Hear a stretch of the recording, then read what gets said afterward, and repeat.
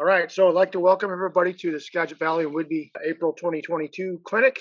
This is an NMRA sponsored clinic, and we post a link on the 4dpnr.com website. Tonight, I am actually presenting this clinic. So tonight's clinic is going to be what I called Rust Never Sleeps. Tonight, I'm going to talk about some paint layering techniques that I learned from some armor and military modeling that provide some very interesting outcomes with creating rusted surfaces and stuff like that. So what I'm going to do tonight is I'm going to go over these slides. These are actually slides I made a long time ago with a test subject, which is actually a 124 scale car body, but it shows what you can achieve with some of these products. And then I also have an HO scale box car here that I've been goofing around with this week, and maybe try to do a little bit of live demo on some paint chipping and creating some rusted surfaces. The method here is what I call the SALT method, that provides basically a randomized chipping type of or randomized rust pattern all over the surface. I also have used the Rustall product, which has been around a long time, and I've looked it up recently on the interwebs, and I can't seem to find anybody who actually sells that stuff anymore. So if you do have a Rustall set, I recommend keeping it or trying to maybe recreate it somehow. We'll talk about that when we get to it. And then the last thing I have in these slides is a paint chipping technique that you can try. All right, so the SALT method. So basically what you need is some type of enamel primer. And you don't want a water-based primer like acrylic, because you're going to be using a lot of water wash to remove the salt. So you want to start out with a primer that's not going to dissolve with water. The Rust-Oleum type paints, they're just a cheap rattle can paints. Those work fine. And then any kind of rust colors that you want to use. There's all kinds of different rusting type paints out there that you can purchase. I'm sure everybody has their favorites. You can just mix different colors of brown together to create rust colors if you want to do that way. And then your top coat colors, whatever you're going to paint what the final finish is going to be. Some type of dull coat or matte medium is needed to seal the surface when you're done. And then you need salt, of course. So there's two kinds of salt that you can get that provides different kinds of effects. The regular table salt is very fine. That works good for smaller projects. And then there's kosher salt, which is kind of a chunky salt, and that provides some nice textures if you try using that. Or you can mix them together and create your own mixture of different salt sizes and grain sizes. And also I like to use hairspray. That Tresemme is my favorite. I also have used Aquanet hairspray. So another reason to go into the cosmetic section of the store and find some products that you wouldn't normally buy.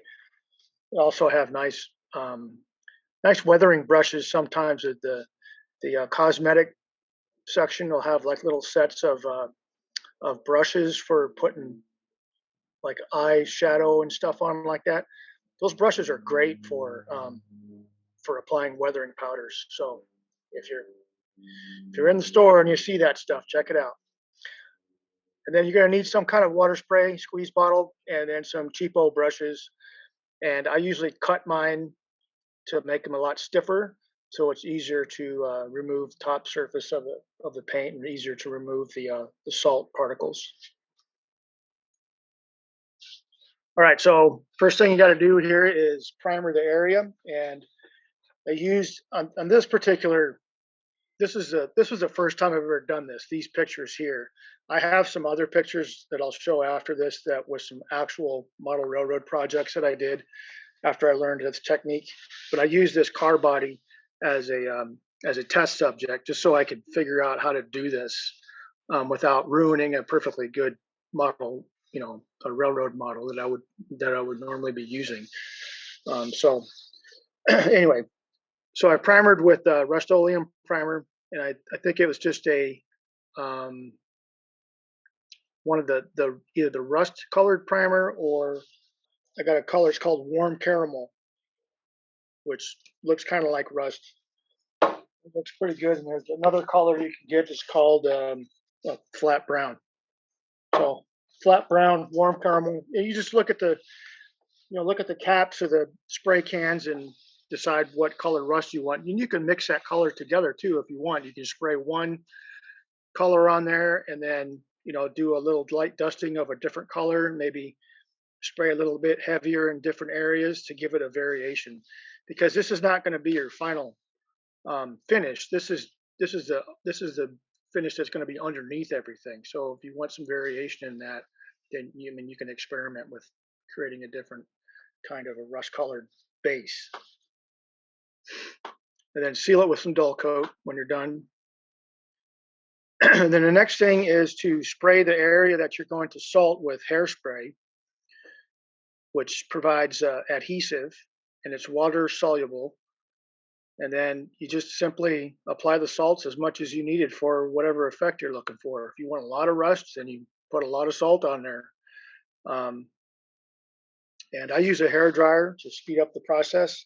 But don't, like, if you do use a hair dryer, of course, you got to make sure that the salt is stuck to the surface. Otherwise, you just blow it all off. So it's kind of a quick turn thing. You spray the hairspray, and while it's still wet, you get some salt on there, and then with the hair dryer, just gently dry that stuff off and let it adhere to the surface.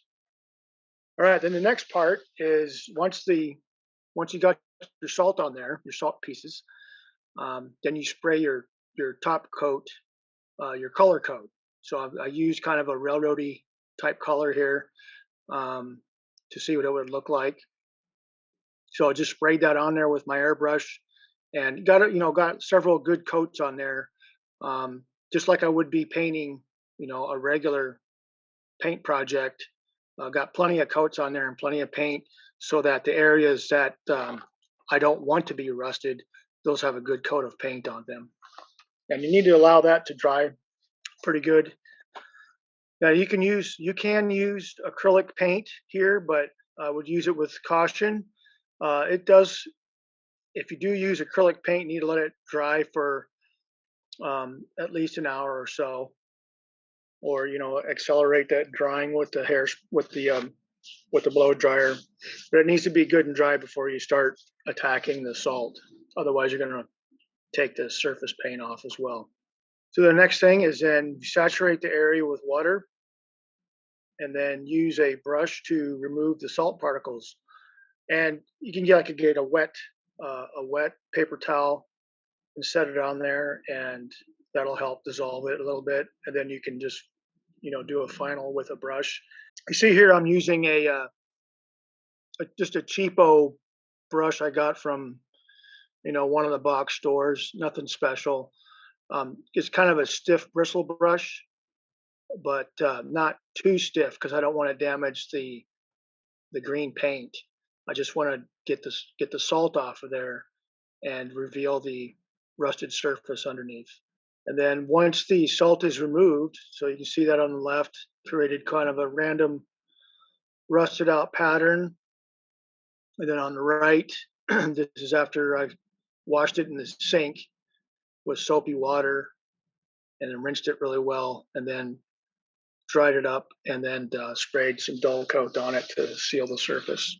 Okay, so this is a ON18 critter body that goes on a N-scale mechanism, hence ON18. And I wanted to create like a repurposed World War I critter that has been used out in a cranberry bog. This is a resin kit used to be made by Backwood Miniatures, who unfortunately is no longer around. But anyway, I wanted to make this look like it's been painted a couple times and been well used. So the same thing. I used the rusted paint color as the base. Applied my salt, and then applied a coat of yellow paint on top of everything with the salt on there, and then went ahead and saturated it all with water and removed the salt to give it this kind of look here. And this was, this is just the first go around because I was going to do it again to get a even further effect. And then I kind of used some thick paint on this, so it gave me a little bit of texture there with some of the where some of the salt particles were, and the paint had kind of pulled up around that particle, and then once that salt particle was removed, it left kind of a peeling paint effect on there, which is kind of cool. And then I went ahead and did the whole thing over again.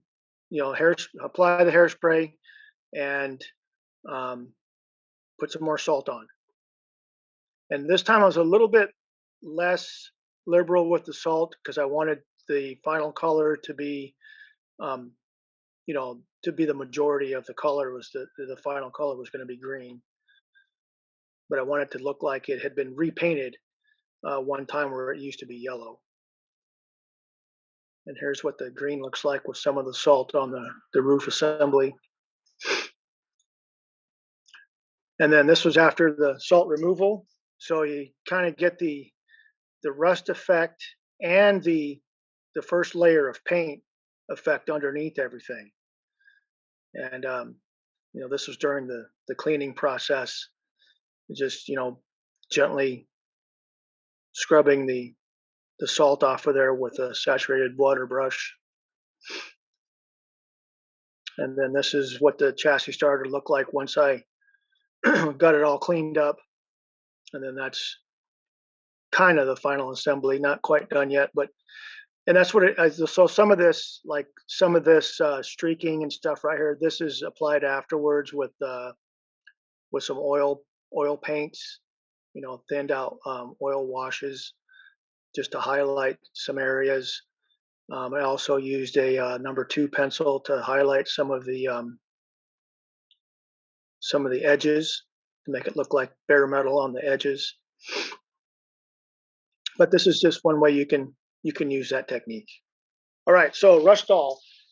Rustall is another product that is more of a wash technique instead of a base color buildup. So the salt technique, you're actually rusting the item and then revealing that rust afterwards, where this Rustall stuff is designed as a wash to apply over the top of whatever you have painted.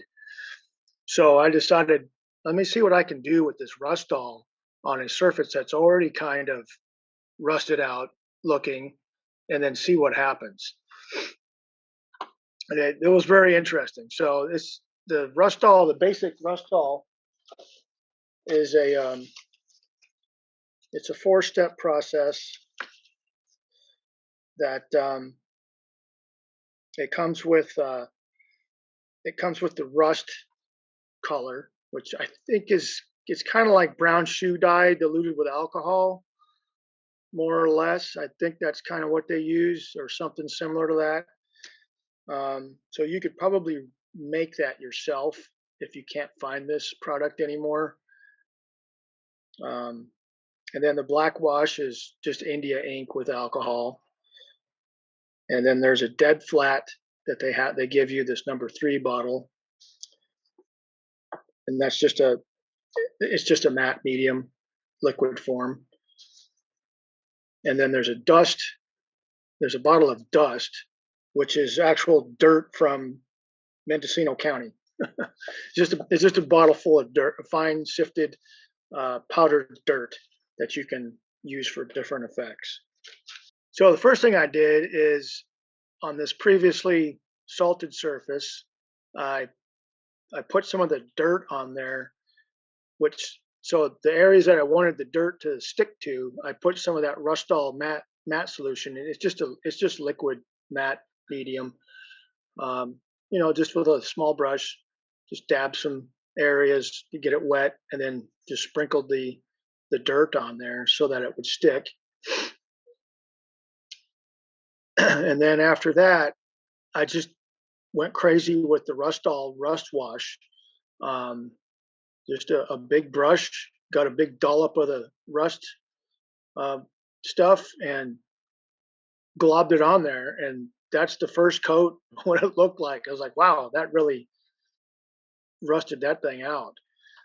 And that was applied over the dirt and the previously salted finish.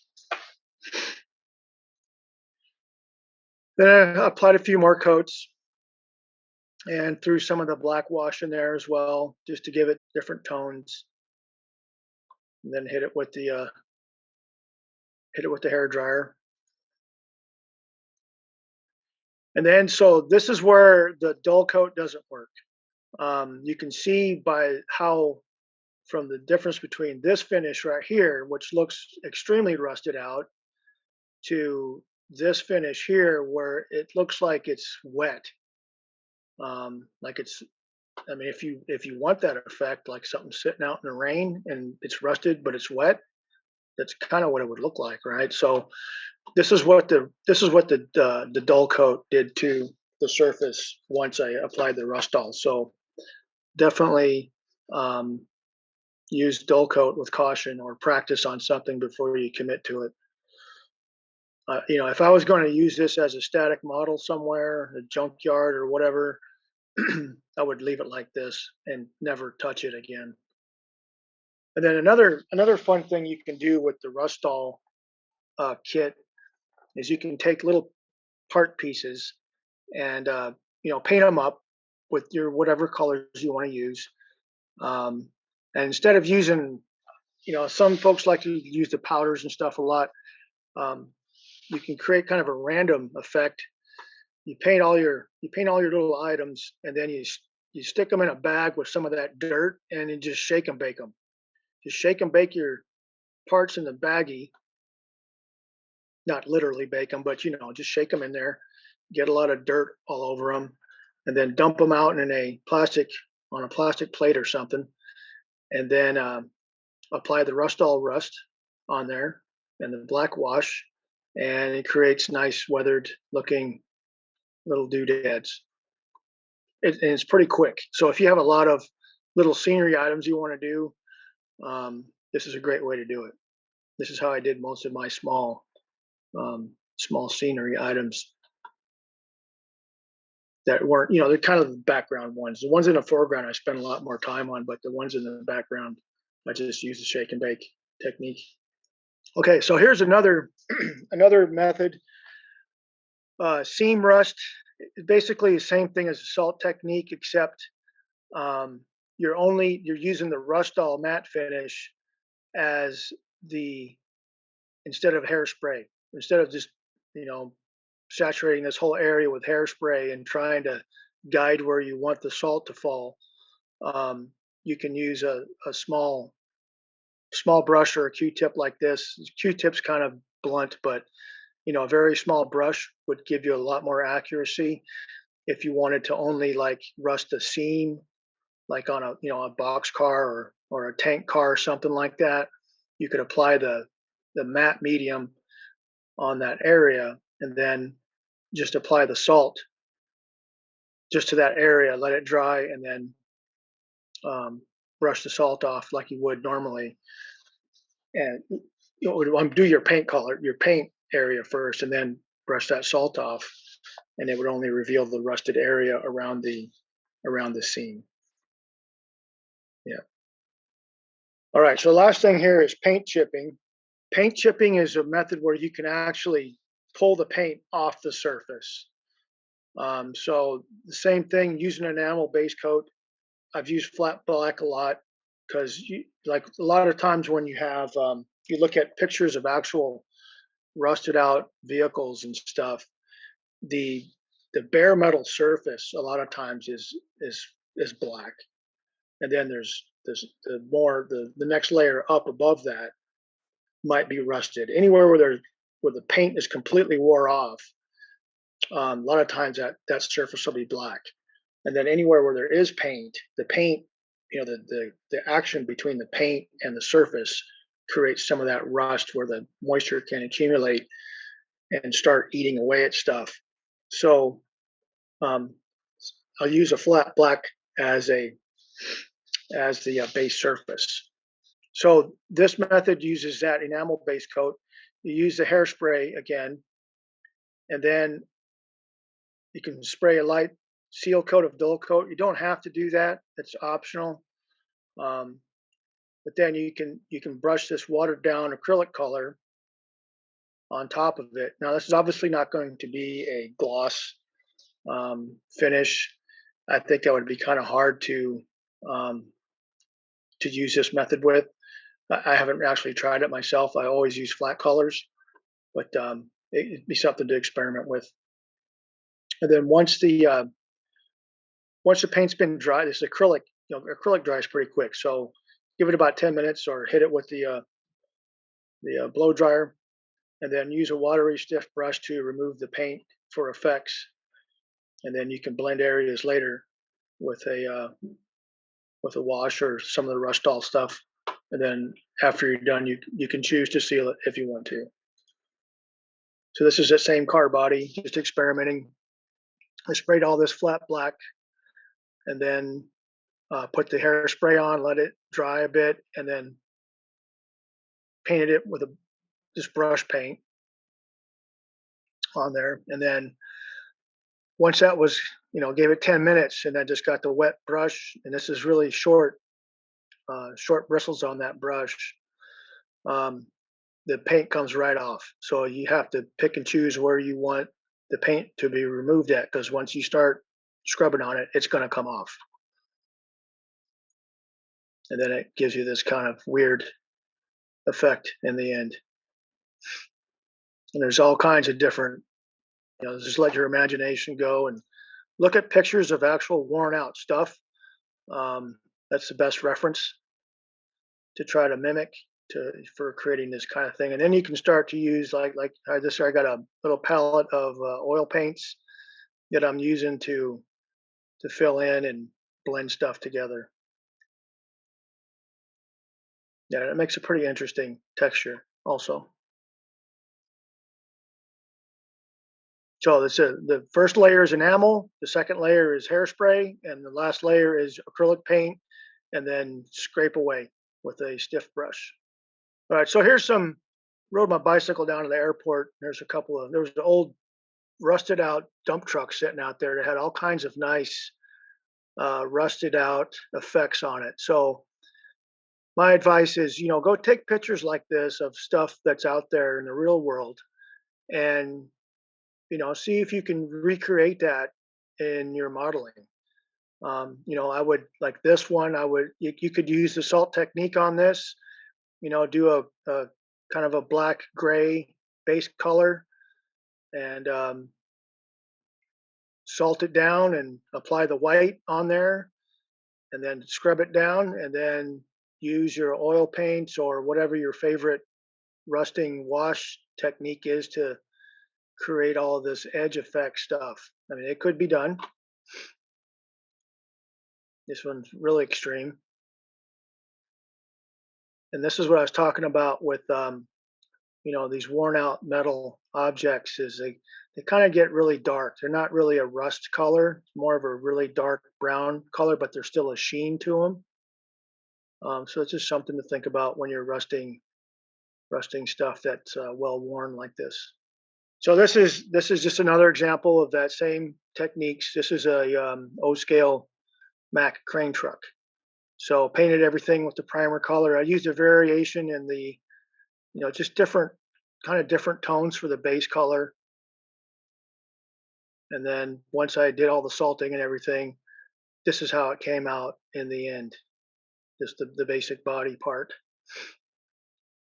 And painted the wheels and stuff. And this is some of this A lot of this stuff on the wheels and some of these other areas were done with chalk powders and oil wash. And there's the finished model.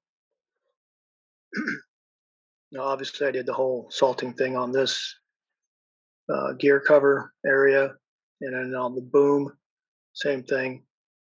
So it blends in pretty good. I don't think I dull coated this at all.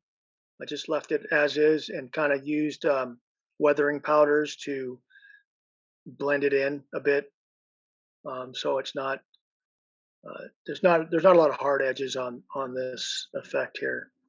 It's all kind of blended in, dirty and dusty looking. It's a different view. So the radiator here uses stuff. It's rub and buff. That's what it is. I don't know if they still make that stuff. Rub and buff. It comes in a little tube. You can get silver and gold and other colors. The tube I have is probably 30 years old, and I'm still using it. And it's just a paste. When you squeeze it, it's just a paste color that comes out, and you can apply it to like a toothpick or something, or a small brush, and then you can highlight areas with the rub and buff, or like these are supposed to be fins on a radiator.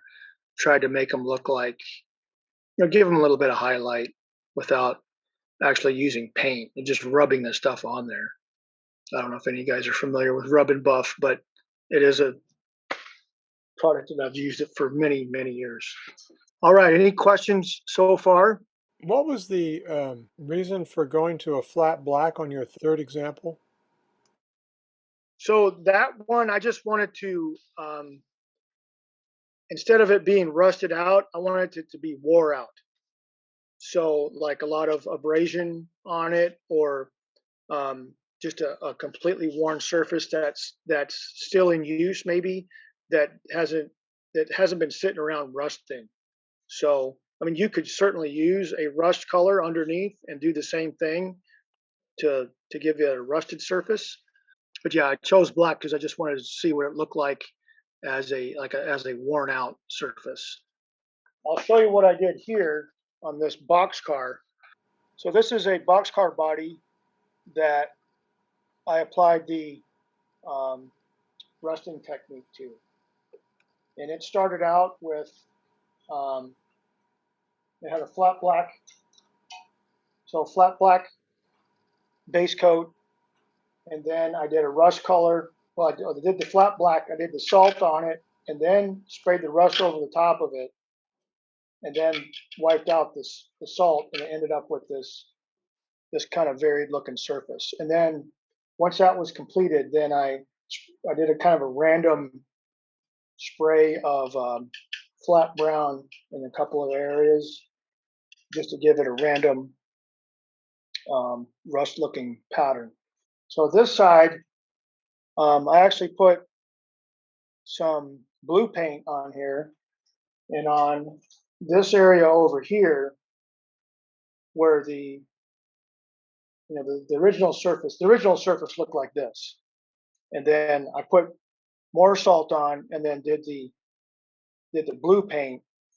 But after I removed the salt, I came back with this super stiff brush right here and saturated it with water and just scrubbed on that surface.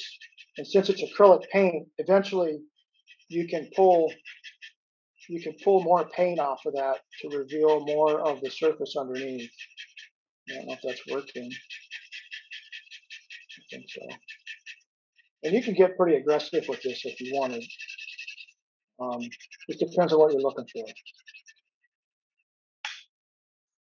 And then check it every once in a while. Just kind of blot dry the area that you're working on to see what it looks like. So this was, this took me just this part right here. I didn't really work on this side at all. I just worked on this side just to remove as much of that blue paint I could as possible, but still left enough of it to know that that used to be blue at one time. I don't know how it's looking on the camera, but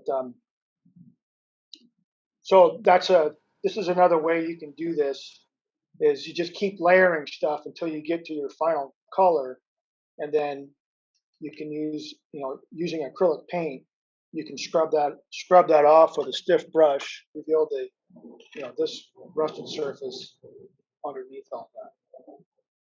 And then, once you're done with something like this, and you got it to your liking, then you can start to apply washes and whatnot on here, highlighting or creating shadow areas. You can put a dark wash down at the bottom or in the where like these door hinges are. You can put a dark wash around that area there to highlight that, and then maybe use the here's my favorite pencil right here, Eberhard Faber number 2 HB, and then this pencil I would use to give it a little bit of highlight on surfaces, so that when you look at them in certain lighting, you got to be careful with the pencil when we go hit the surface. So when you, I don't know, it's probably hard to see in the camera. So in certain lighting like that, that hinge on the left, it has a little bit of a sheen to it because of the graphite that's on there. So like if that was a used object and it's somewhat metallic underneath there, that pencil just kind of highlights that, those little pieces like that would normally be buried in your weathering. You can make them pop back out by using the pencil to give it a metallic effect on top of all that weathering. Yeah, it's hard to see.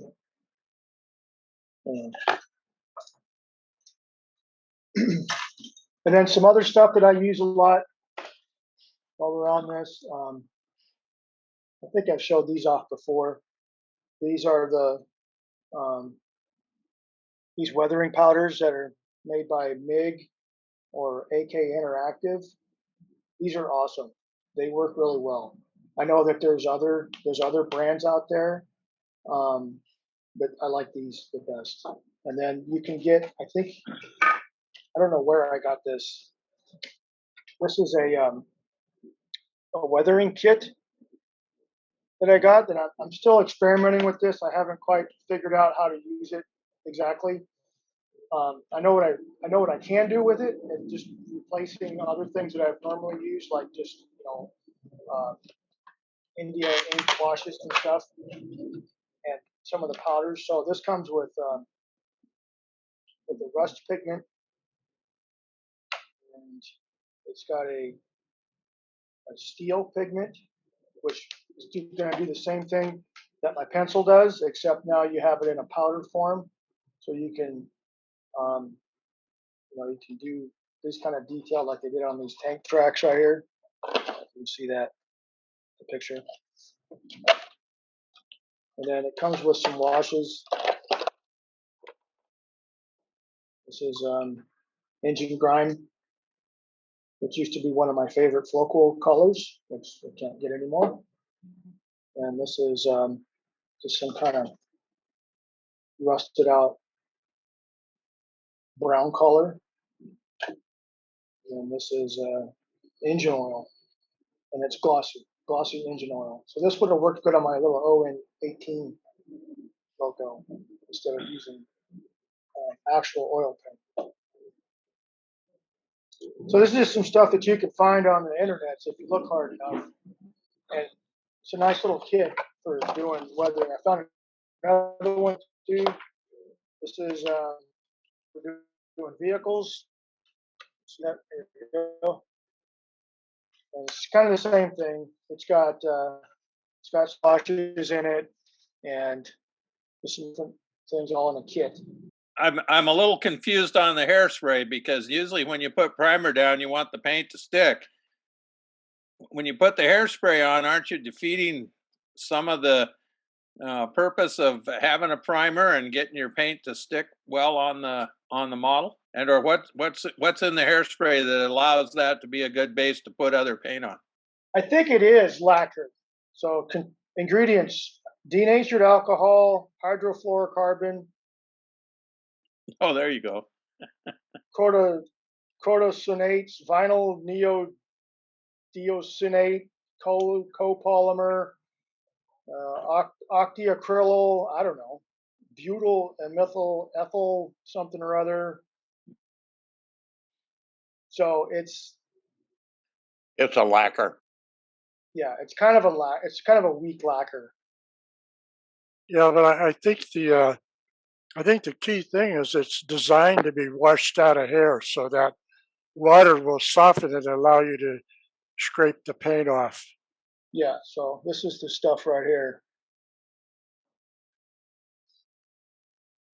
Sometimes my paints get cold, so yes, I have used the warm water technique to get the paint a little bit warm. But yeah, you got to be extremely careful with that. Do not put paint can in 200-degree water, because that's a recipe for exploding a can. So right. He just said just hot enough so that it feels hot to your hand, which is usually you start feeling pretty warm, like when you're in a hot tub. It's about 100 to 105 degrees. So yeah. So no hotter than that. But yeah, that does make a huge difference if your paint's warm, so it flows out better. Does the top coat have to be acrylic? Can you use a rattle can on the top coat too? So no, I've not. I mean, you could try that. I have not experimented with that, because then you would have to use some type of thinner to remove, because this rattle can stuff is enamel. Yeah. Right. So you need white thinner, white spirits to remove that. So you need the acrylic for the top to coat. Yeah, because this like this other side here on this body here, I haven't touched it. I've got a wet rag right here. Keep this wet. And there's no way that I could scrub that off with water if that was Rattle can. enamel. Right. Yeah, if that was enamel. Now you can get Tamiya rattle cans, which this is acrylic paint and it's water soluble, and this will work if you wanted to use a rattle can. You don't want to use a rattle. You don't want to use an airbrush. You want to use a rattle can. Yeah, I don't have an airbrush, so how else are you going to get that acrylic on? Because you couldn't use a paintbrush with the salt. Right. Yeah, because you would drag the salt off as you were trying to put paint on. Yeah, it's definitely I guess I would call it a semi-advanced method.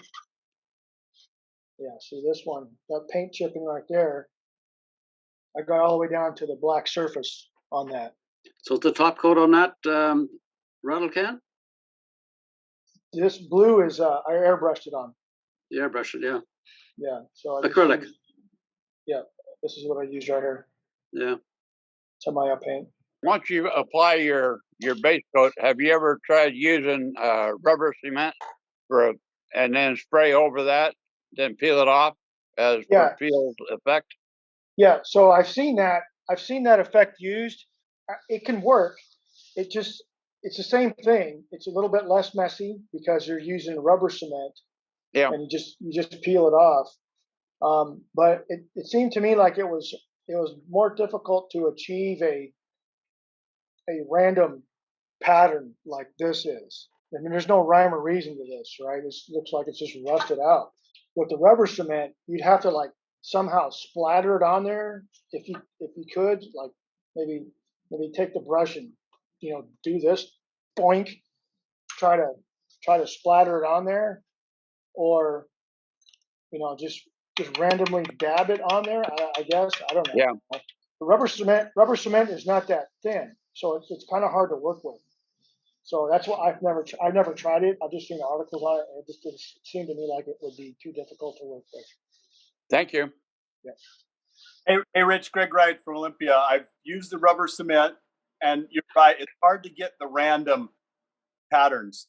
They ended up looking like I painted rubber cement spots on there.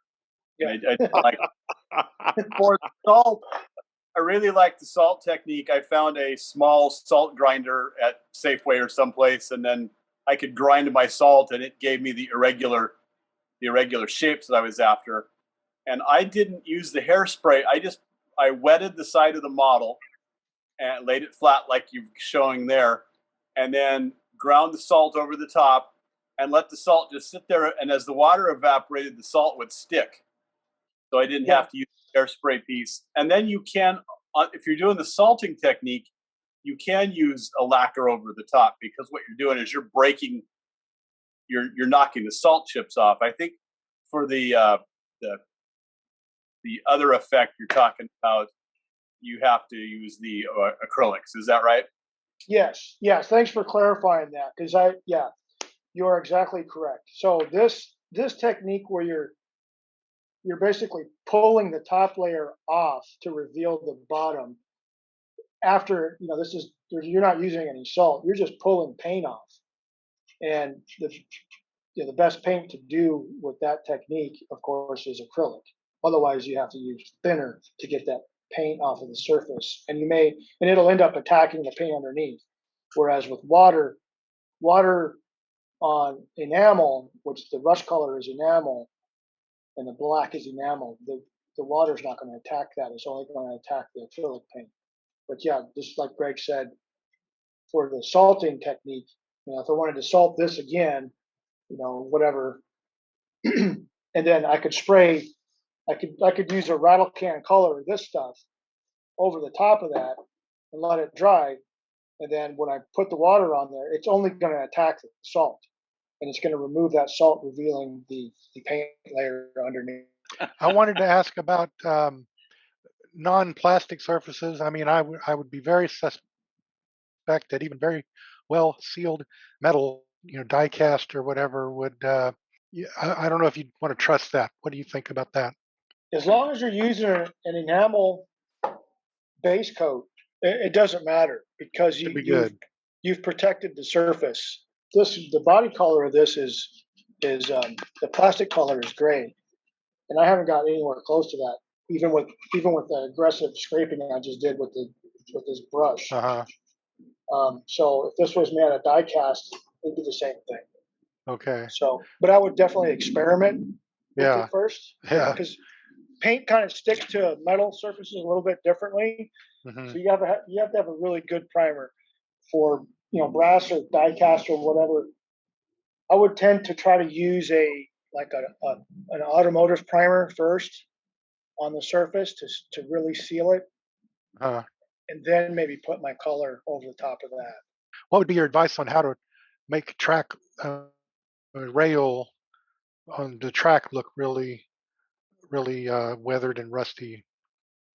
The dirt option. So what I've done on my own track, I use the airbrush for one, and I'll just spray the track with a rusty color, and then once it's dry, take a wine cork chopped in half with a 600 grit sandpaper, or I'll try to wipe it out first with alcohol.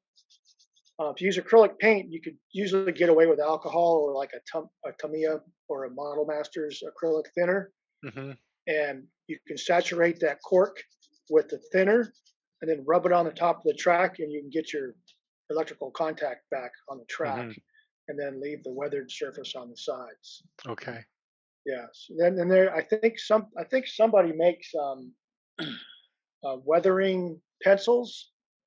It might be the same folks that make this stuff, AK Interactive. I think they make okay, like weathering pencils. So you could use it's basically a paint pencil, and you could use that pencil to. Yeah. I think one of the things that you got to remember when you're dealing with cast parts is, the mold release that needs to be washed off of them before you paint them in the first place. I'm only working on metal models. If you're concerned about the long-term corrosion effects with salt, I would think that once you're finished, if you rinsed it off really well with water, that it should be okay. And maybe rinse it off really well, and then and let it dry well before you do a final dull coat spray or something like that. Right. So hopefully that encourages you to experiment and try different things out. It's definitely a fun technique. And if you've ever seen Greg's layout, I know he's used a lot of this on a lot of his stuff, and it looks awesome. So if you get a chance for both narrow gauge convention, I'm sure it'll be open for open house. Go check it out. You can see a full layout with a lot of these techniques applied to many of his excellent models. Thanks, Rich. That was inspiring. Definitely. Thank you guys. Good job, Rich. You do good work. Thanks.